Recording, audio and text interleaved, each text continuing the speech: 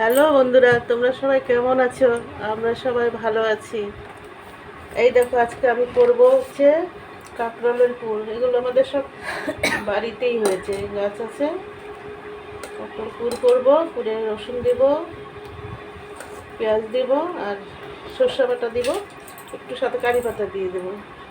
সর্ষে খেলে গ্যাস হয় তো, কারি পাতা দিয়ে দেবো। কারি পাতাও আমাদের বাড়িতেই হয়, গাছ আছে।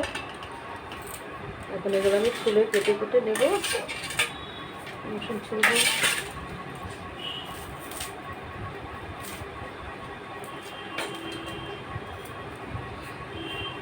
কাঁকরোলগুলো দু টুকরো করে নেব, এরকম করে। তারপরে সেদ্ধ করে ভিতরটা বের করে নেব, নিয়ে তারপর পেঁয়াজ রসুন মাখায় করব।